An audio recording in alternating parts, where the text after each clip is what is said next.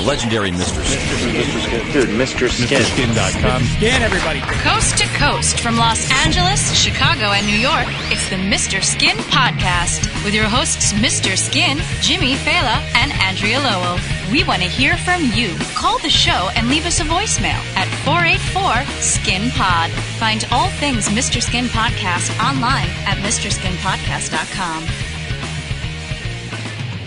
Happy holidays, everybody. Episode number 24 of the internationally renowned, world-famous Mr. Skin Podcast. I am Jimmy Fela, getting ready to kick off the Christmas Spectacular. Joining me now, a woman who's had her stocking stuffed several times this holiday season, the great Andrea Lowell. How you doing, dear? I'm doing fantastic and ready to be stuffed with presents. I love it. And, of course, Mr. Skin, the Skin Man. How you doing, Skin? Doing great. This is a big week for me. Do you know that it's my birthday this week? I did not know. Yeah, Thursday. I did not know Thursday. What? Why didn't you tell us? How what come am no I one give I'm us the telling you. inside scoop? Thursday's my birthday. 3 days. You know what? Shame on you, Facebook. Because, you know, they should remind you a few days earlier, just on the off chance that you do a podcast with someone. Oh, yeah. Yeah.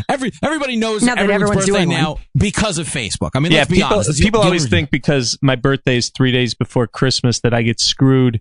You know how, and there is some truth to that, but I think people are in a buying mood, as I've found around this time of the year. So I've always felt that I not only get the great Christmas gifts as a kid, I also got great birthday gifts because people were out there, they were working the streets, they were looking for gifts, and I always felt that I didn't feel cheated, let's say that. Skin, I want to say this, because of course, you know, I just turned 40, December 17th, and obviously a big one, same thing. I was a week before Christmas, and I never got gypped. I actually thought it worked better against the stereotype of like, you know, you get a lot of 2-for-1 presents. Yeah. You actually don't. Because people are conscious of that stigma. Yep. Like if anything, I feel like they overcompensate, right? Yeah. Yeah. I have a brother-in-law whose birthday is Christmas Eve, and we always kind of go over the top to make sure he doesn't feel like it's just blended in with Christmas. So yeah, I think you guys are onto something. Yeah, I've been there and I see it. And Jimmy, what you're saying, I've seen. But also, Jimmy, I wanted to check how many years in a row you've turned 40 now. Stop it, Skin Man. I am. 40's a big one. Can I tell you what the biggest birthday is? And you tell me if I'm wrong. I have this argument with people all the time. I say the biggest birthday of any birthday is 50. It is. Name a bigger birthday, because at 50, there's no way you could fucking say you're young anymore. Oh, hell no. Once you're 50, that's it. It's no more excuses at 50. Yeah, it's just like 50 is like, there's just something to that number that's just life-changing to me. Yeah, no, that's because you know what it is? It's, you know, you're old when your fake age is old. Yeah. You know what I mean? Know. It's like, I'm really 48.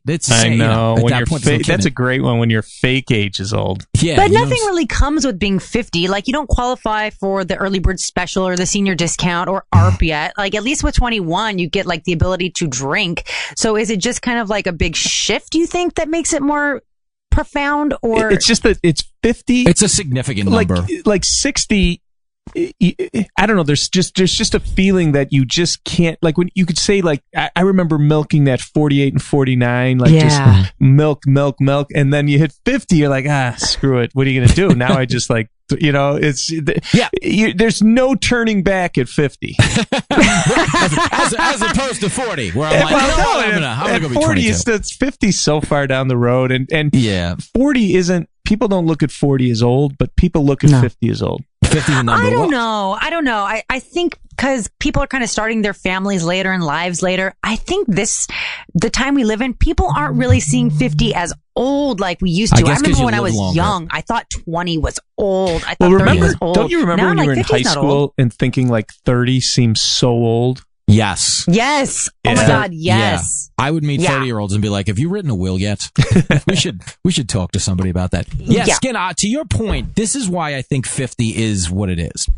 It's a significant round number, because in your head, you're thinking, odds are you're not going to live to be 100. Right. So you hit 50 and you're like, I gotta be more than halfway there. Yep. That's where scary. I think 50 gets you a little bit. Like, people make a big deal out of 21 because you can drink. Yo, by the time I turned 21, I was trying to quit drinking. Yeah. Well, you know what else is another thing too, is if you look at guys in the 70s or 60s that were 50, they look so old. Like, as an example, and you could look this up, I don't know the exact age, but I remember when All in the Family debuted in 1971. I want to say Carol O'Connor was 46 years old. Stop it. Oh, no, it's true. He definitely wasn't the age I am now. And I look at Archie Bunker and be like, he looked like a guy today looks in his late 60s. Absolutely. I mean, Hal Linden was 41 when Barney Miller debuted. And that's what I'm saying. True? Like, so I'm over 50, and you feel like, I mean, you really feel old when you think of it that way, because, you know, as a guy growing up on television in the 70s. Older than Archie Bunker was. Archie Bunker was 46 or 47 when he started All in the Family. That's freakish. Yo. But you don't look old at all. You don't look over 50. You don't look near 50. I would not have guessed. No, and you, let me just say this too. You don't order at the diner like a 50-year-old man. I don't eat coffee and a hamburger.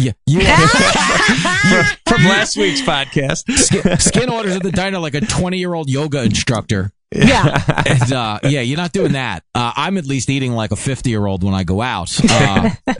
As we turn 40, but preemptive happy birthday in case Facebook fails to remind me this week. Is that not amazing? And I should say this because we're so close to Christmas. This is our Christmas Spectacular. Yes. How are you guys? How's it going? Like, everybody sounds like they're in good spirits. Like, I'm enjoying it. Because I've been drunk for 3 weeks.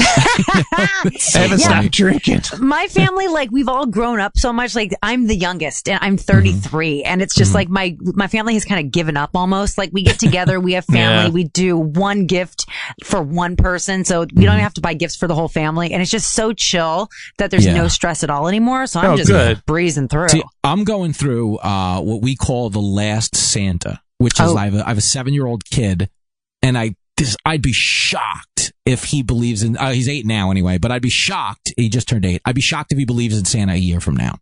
Because you know what it is, like 8's about the age where you stop. I think where people start telling you. Where you start asking your parents, is there really a Santa? Yeah, it's very close. Remember last week I was bitching about the elf on the shelf? Well, he's already on to the elf. He's already starting to question the elf's integrity. Mm-hmm. He's looking at the elf with a jaundiced eye. Has he dusted it for fingerprints? It's coming. Yo, he might find some other things on that elf. It's been my God. Frisky. The elf's been next to the mistletoe a few nights this month. I'm not proud. But that's funny. We have the MILF on the shelf. We're very nice. Very nice. Yeah. But I do think this is the grand finale of a Santa. So we're trying to close it in high style, because what happens with adults, this is an interesting thing, is kids ask you Santa questions, you give what you think are good answers, and you satisfy them at the moment. But what adults don't realize is kids are working on that Santa case all year round. Oh, yeah. Like, we think it ends Christmas Day, he did it again, we got the job done, phew. But it doesn't work that way. It's like the Watergate scandal. Yeah. These reporters keep checking documentation, and they crack the case in like mid-July. So I'm hoping we get through this week incident free, and I'd love to squeeze another year out of it. But I think, Andrea, this is the grand finale. Yeah, I gotcha. But you know what happens after that though?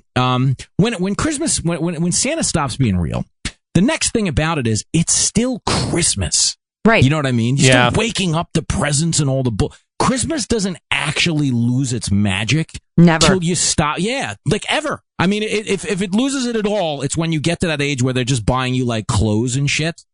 But even then, it's still you're still waking up to presents. Yep. Yeah. So, Jimmy, your kid's almost old enough to listen to the Mr. Skin podcast. Stop it. We're trying to get quite.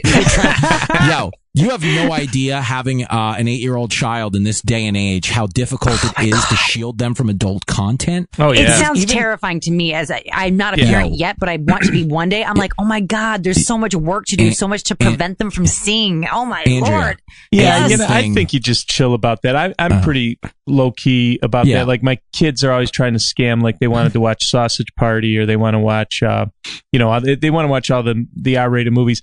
To me, I don't care. My wife kind of does the blocking of that, but I just think they're gonna figure it out. All you have to be someone that they could come to and talk and ask questions. If you try to blanket it ain't happening, especially with phones now. They all have once they're in fifth grade, most of the kids have phones, and you can find anything on a phone. Anything. Right? Like Andrea, that's what I'm scared of. What if they find me? What if my kid looks at my cooch? Let's Google mommy Playboy 2002. Like, I mean, that's what I'm afraid of. Yeah. Hey, my kid has seen your cooch. I don't see why your kid shouldn't. It's only fair. He's like, who are you doing the podcast with, Dad? I'm like, you got Google over there on the old iPod Touch? Yeah, no, Andrea, that is something to consider because and even if he doesn't do it, or say if your one daughter, of his friends will. One of his friends will. It's just going to happen. Or their parents will. But think about it this way. You're not the first person that has nude pictures online. It's just, what did they do? How do they handle it? It's not the end of the world. The good thing is mine was for a seasoned men's magazine, and I was paid and respected for it, and I made a lovely career out of it. I wasn't some Instagram whore who was spreading her asshole open, trying to get likes. So I do feel that I will have or likes. Yeah. A little bit more credibility going forward because wow, Mom was an actual model that was in a magazine. What's a magazine? So, but it just terrifies me. Yeah, but you know what though? There's so many other options for them to find before you that you're insulated, you're firewalled. Nice. Because where they find it is in every search query. Like my kid will type in SpongeBob. Yes. And there'll be one link that's like, watch these sluts, SpongeBob. Yeah, right. No, that's a good point. Fucking great. So even with like search filters on the phone and stuff like parental controls, like for them to get to you, they will have exhausted their search options. Okay. Unless you you raise a serious Oedipus complex, in which case he's going to have like a peephole in your bedroom wall anyway, so it doesn't matter. Oh, God. Whoa, Andrew's not going to have kids now. Yeah. That's funny. That's funny. We'll see. People are naked all over the place in 2016. Yes. I believe the Skin Man. By the way, I'm doing this every episode now, like it's suspenseful, like I don't know what we're going to talk about. This rumor, the hot rumor, Skin, that we're going to discuss the top 10 craziest nude scenes of 2016. Is that true? That is true, and it's been a crazy year, 2016, as we all know. But yes. one of the things I'd love to do, and we do our Anatomy Awards in February, and what that is really truly me curating all this incredible content that happens in the course of a year, to show off. I've talked to you guys about the best television nude scenes of the year, the best movie nude scenes of the year. At our website, we have the top 10 overall nude scenes of the year. So that stuff we're all over. But one of the things I really, truly love is our guys go through every movie and every television show that comes out in the course of a year.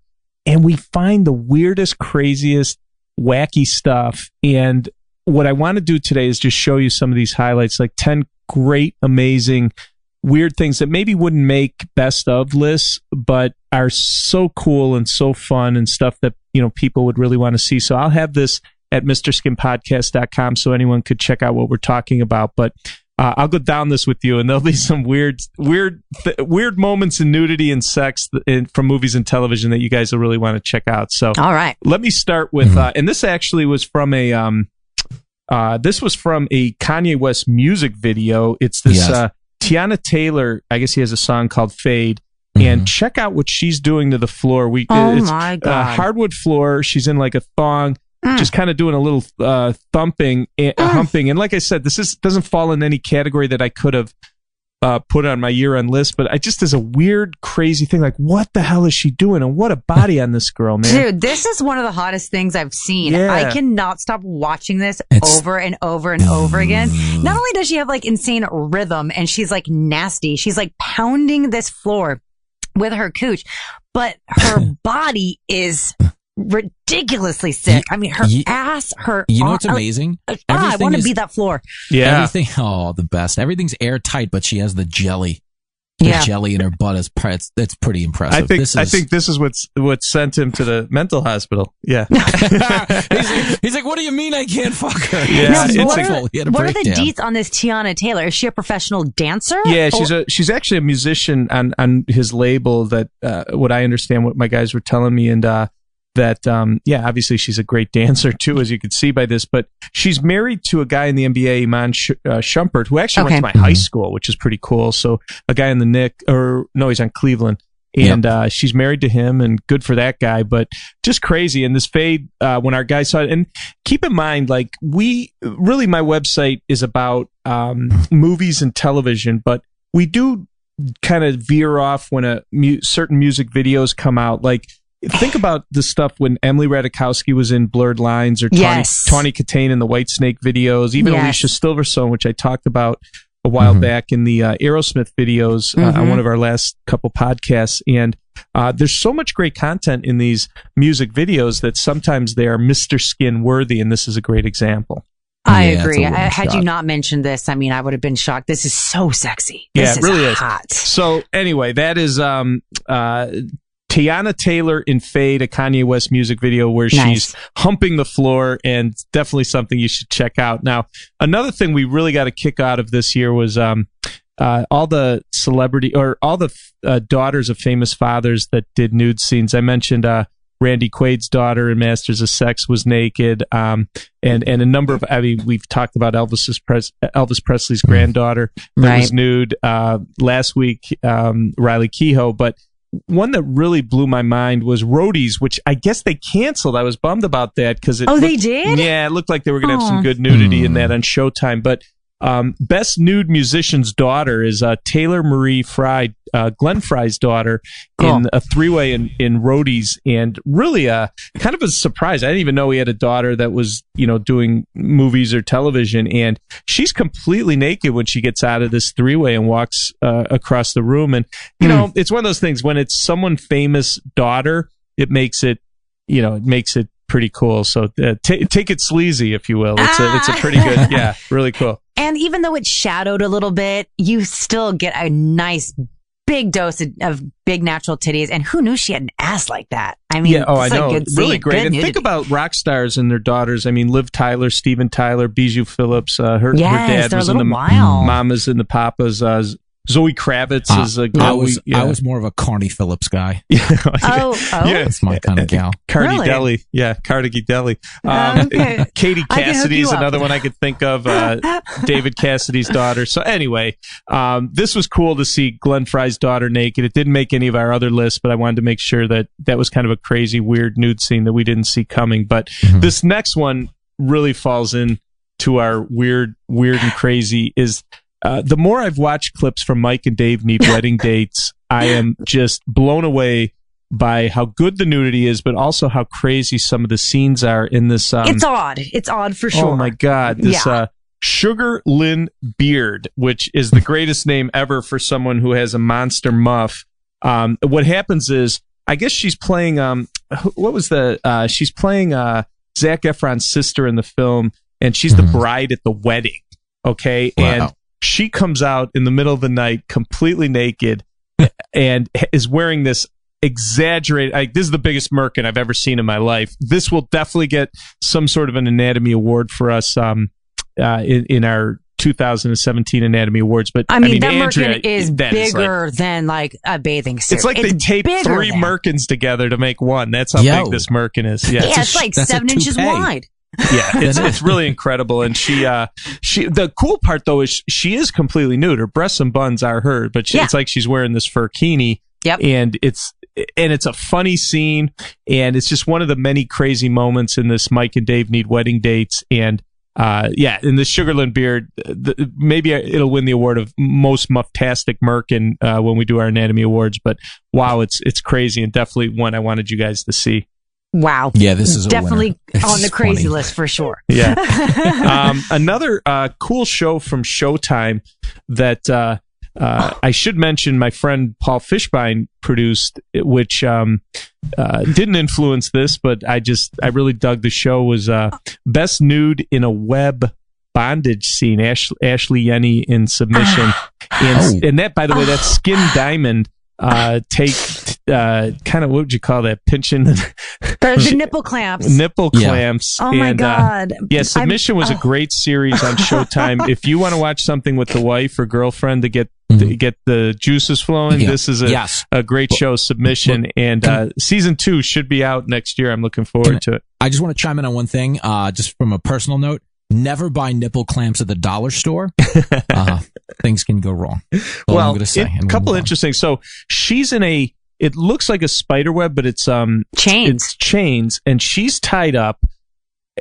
And Skin Diamond is putting nipple clamps on her while her boyfriend watches. It's just a wild scene, and again, not a spot for it in my year-end list. My mainstream year-end list, but this is one I definitely wanted people to see because it's little side crazy. note, because this is like the crazy category and this is clearly an oddity. I just noticed the dominatrix is wearing a typical like old school librarian blouse made out of clear latex. Yeah, rubber latex. Look at that. Yeah. That's weird, but I love it. It's so hot. An interesting note on Ashley Yenny. She also was in the another weird movie. She was one of the human links in the Human Centipede 2. So she's had a very, yes.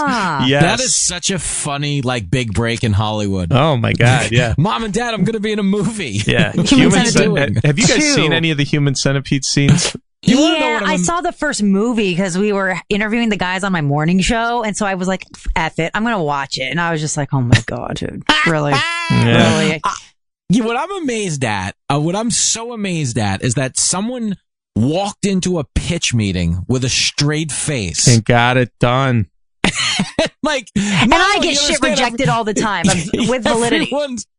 No, you don't understand. Everyone's going to have their mouth sewn to the ass of the guy in front of them. And some executive was like, I love it. We'll take, that's amazing to me that somebody took it.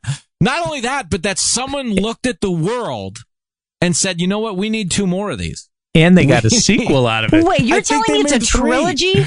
I believe it's a trilogy. Oh my God. Okay. All right. Yeah. I mean, if the Matrix couldn't do it successfully, why the fuck could Human Centipede? Jimmy, they said, let's brown light that project. And I would like to add to this too. I know, Jimmy, you said don't get your nipple clamps at the dollar store. My recommendation is if people are serious about trying the nipple clamps, get the ones that have a little adjustable screw. So you can keep the same nipple clamp in perpetuity forever, but you can either make it less tight or more tight as you kind of build up your tolerance. Just hold on, I'm making a note of that, Andrea. Adjustable nipple clamps. Yeah, that is a great. See, that's the kind of advice you can only get on the Mr. Skin podcast. And they're small. You can pop them in a stocking. And did I mention my birthdays this week, Andrea? Hey. You did.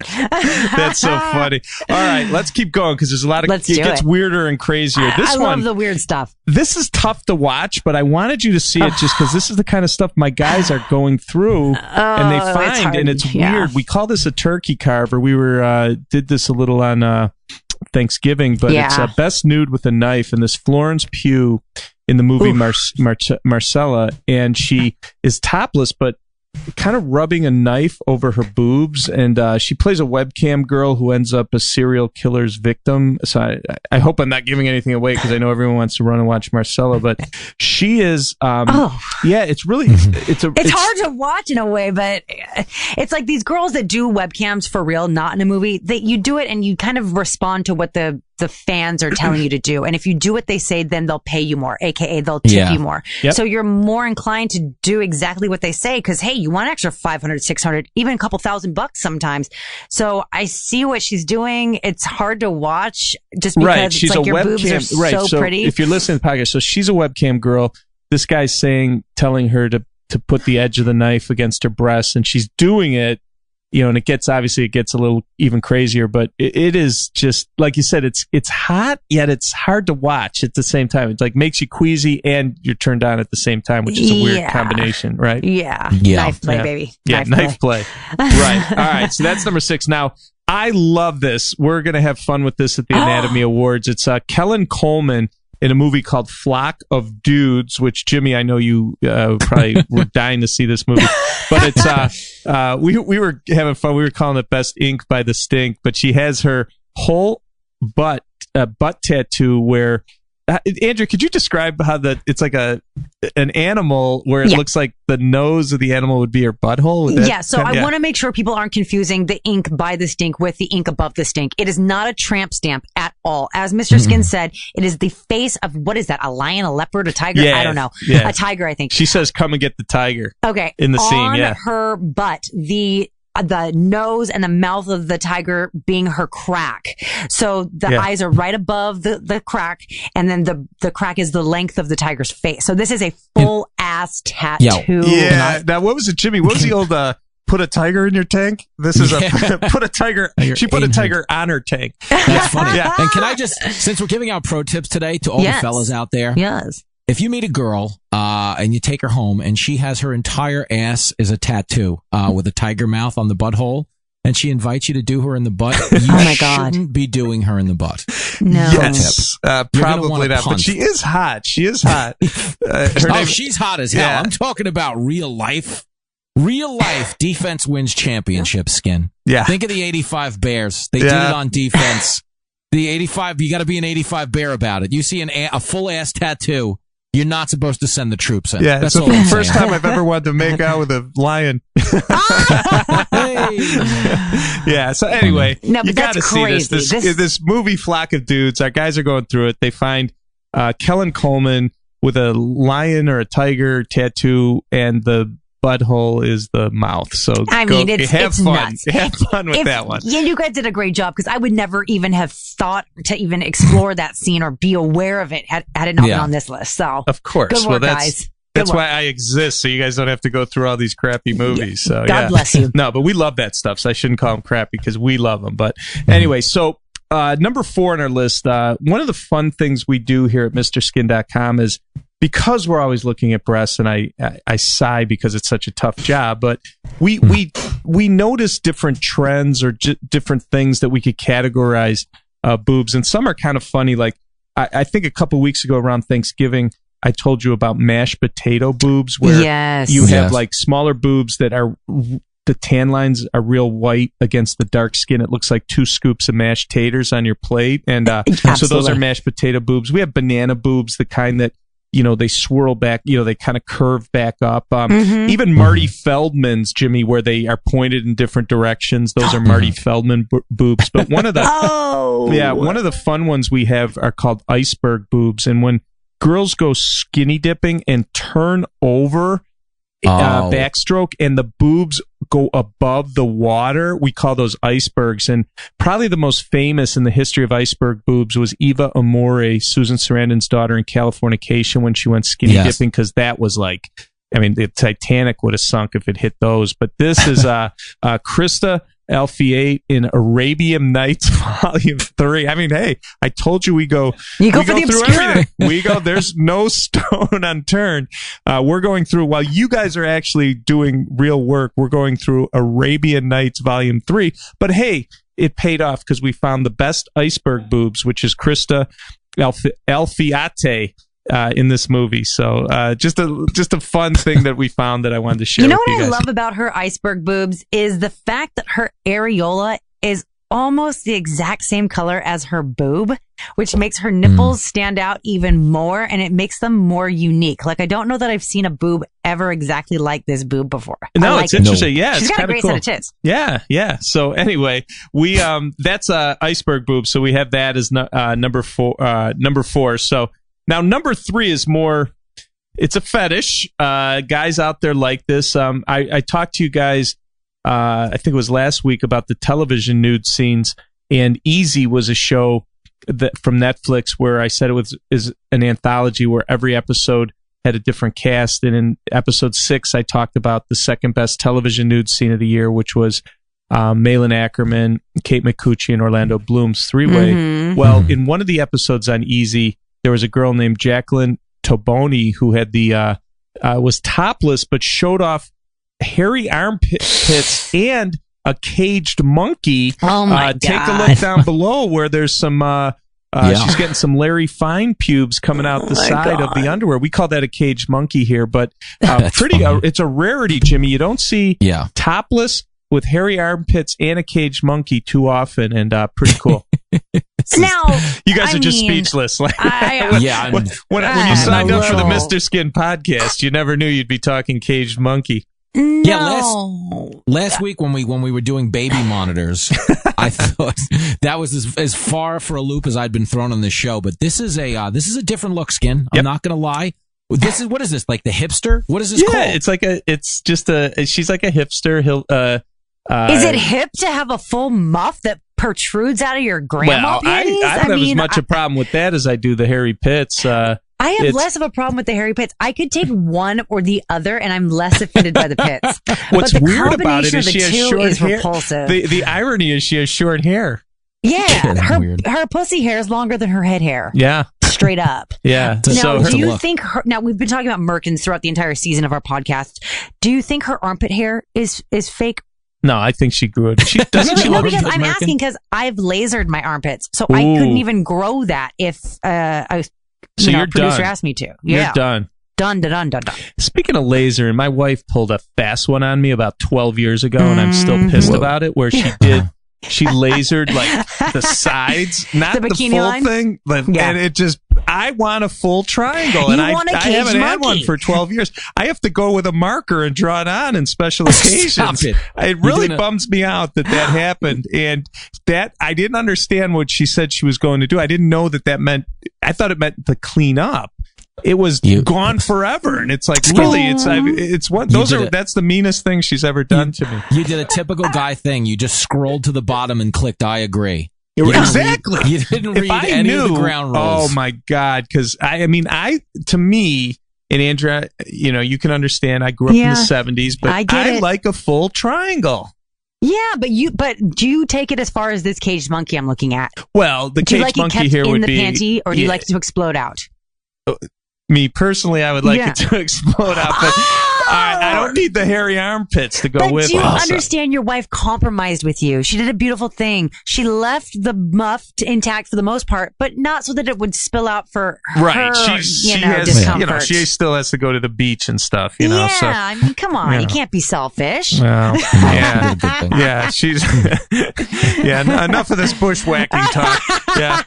So anyway, it's an interesting thing, but I knew this would cause a lot of shock. I don't want to look at it anymore. Let's move on. Because you just don't, again, we don't see this stuff, and I couldn't really put it in any of my lists, but it's for shock value. I wanted to show you guys, and that caged monkey is fantastic, and I get what you don't see that a lot. We're playing like the deep cuts today. Yes. These are like the previously unreleased deep cuts. I like it. I like what we're doing here. I'm what's that guy's name? Alan Ladd. What's the guy that does on Sirius the deep cuts? Oh, deep cuts. I know what you're talking about. Yeah, Jim Ladd. Yeah. Anyway, so that's number 3. Let me get to number 2, which is just completely freaking crazy, and you don't see this in mainstream films. But there was a movie called Total Frat Movie, and Jennifer Krukowski literally lights the room up with the best squirting scene of the year. She's like sitting in a chair.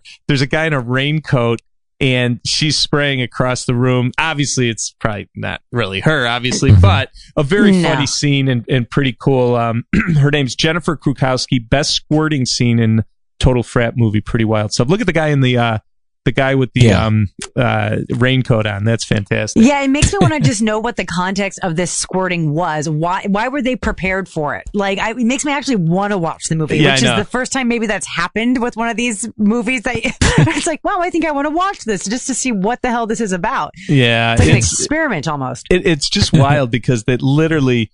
It's like someone sprayed a hose out of her vagina, and all these guys are drenched. It's covered what made this scene for me. The reason I had to share it with you is the guy in the full raincoat and he's got the bad old yellow one from the 70s. Yeah, the old school. He looks like a Times Square flasher. Yeah. I was gonna say he looks like a Gordon's fisherman. Yeah, right. No, perfect. But there it is. This is just one of the weird, crazy moments that our guys going through all the movies found, and just wanted to, with my deep cuts, Jim Ladd, just wanted to share this with you. So funny. Anyway, her name is Jennifer Krukowski. And again, all this stuff will be available at MrSkinPodcast.com. Anything I'm talking about, Maddie D will have it up for you guys to check out. So everyone needs to check out what we're talking about. If you are just listening to this, do yourself a favor and look at it. It's crazy. Yeah. Well, last but not least, as we wrap up this show, the craziest and wacky nude scenes from a crazy and wacky year, this was on so many levels a great moment in nudity. And I didn't talk to you about it in the best TV nude scenes. I chose another scene from Game of Thrones, but this was really cool. It's Emilia Clarke, the mother of dragons, emerging from the fire topless. It was a quick scene, but it was very stunning. And it was powerful. Keep in mind that she had said after the first couple of seasons she was done with nudity. It wasn't going to happen. Yeah. You know, she was pretty public about that. And that's why it was such a pleasant surprise to see her nude. And because of what happened at the end of season 5 with the CGI of Lena Headey, a lot of people thought that maybe that wasn't, you know, that really truly wasn't especially her. After that declaration. I'm not doing nudity. Don't wait for it. My crack staff here at the Mr. Skin Labs did a very thorough evaluation where we used a backdrop of her older nude scenes and kind of superimposed over this one and proved with the shape of the breast, the nips, the angle, everything that it truly was her. And this was a very important document and a work by the Skin team to prove that that this was Emilia Clarke. But it just was a really great moment in nudity. But to see like this raging fire behind her as she comes out, emerges from the fire, and obviously not burned because she's the mother of dragons, was a great like moment. In the fire. It's pretty powerful. Yes. It was a great end. I just hope that this isn't the last time we see Emilia Clarke naked, but who knows? This may be, but she really has. We made for the Anatomy Awards. We might call this like best flame broiled whoppers, but we'll see. We'll come up with something for the Anatomy Awards. I like that. This is the kind of when we have these very important meetings here at the Mr. Skin offices. This could be one of the awards, but this will get something because it was such a stunning and great moment in nudity in 2016. Wow. Yeah, this was a win for all of us. It was a nice way to close the year. Yeah. This was something everyone in the country could agree on. Yes. Regardless and the good news is we are not done. We do have one more show left, and you guys will be excited about this because my staff here at Mr. Skin has put together a list of the 10 or so things that we are excited about for 2017. Television shows, movies, rumors, things that look like there's going to be. We already think it's going to be a great year in nudity in 2017, but there's some new shows and new movies coming out that is making it look like this could be the greatest year ever. And I'm going to share some of that stuff with you next time in our last episode of 2016. Wow. A lot of new recruits. I did not know that. That's exciting. My God. Yeah, what is your nude year's resolution, Andrea? Do you have one? Well, we already discussed doing another 3-way. You know, I've been so busy, I haven't really been able to work on it. Jeez. I'm just keeping it real, it's keeping it honest. All that paperwork you have? All that paperwork? Oh, my gosh. Yeah, it's all that. God, no, Jimmy, Jimmy and I as we listen to this, are just like, wow, she lives in a totally different household. Yeah, cut to the chase. What's going on here? Yeah. I want to say this, Skin Man. Happy birthday. Yeah. Thank you. This is a national holiday in the Fela house. The Skin birthday is a big deal. And obviously, you all watch Porky's together. Oh, that'd be great in honor of you. Yes. Greatest group shower scene ever. In honor of Skin. Well, a lot of people don't know the Skin was also born in a manger. Isn't that true, Skin? That went on? Yeah. Okay, so you were born in a Hot Sheets motel. Oh, God, yeah. Mr. Skin. That's really funny. Yeah. Happy birthday, Merry Christmas. I think we're legally allowed to say Merry Christmas again because of Trump, so that was good. And even if we weren't, who cares? Merry Christmas. Oh, yeah, fuck you. Absolutely. Merry all of it. The whole thing, whatever you celebrate, merry all of it. Even if I don't celebrate what you celebrate, still merry that. Exactly. You can tell me merry whatever the fuck you want. Just merry. How about merry? That's my New Year's resolution, Skin, is I think we all just need to be merry. I'm with you. I think in this country, and I think this is where we give back and make a cultural contribution. Very insightful. I think we take things a little too seriously in this country, and for whatever reason, maybe it's social media and the snarkiness of Twitter and stuff like that, we've all started to gravitate towards what pisses us off. But I think my New Year's resolution is for us to all to start to gravitate towards what we like. That's where I think this show really does make a cultural contribution, because all we do is talk about tits and ass all day. No politics on this show. We just talk about nudity. Who gives a shit? Because you know what? We agree on a lot more than we disagree on as a society. Right. So we should focus on what we agree on. Agreed? How about that? I'm with you 100%. Oh, because if you paused, I was going to be like, fuck you, Lowell. No, 100%. I'm all about bringing joy to the world. We've ate, we've drank, now let's be motherfucking merry, okay? Jimmy, There it is. Jimmy, we only want Democrats, Republicans, or skin dependents coming here. Yeah. Sold, skin man. All right. I'm Happy with you holidays, guys. Merry Christmas, the whole shebang. The whole shebang. Happy birthday, Skin. All right, guys. Take care. Thanks so much. This concludes another scintillating episode of the Mr. Skin Podcast. Subscribe to the Mr. Skin Podcast in iTunes and never miss a show. Thanks for listening.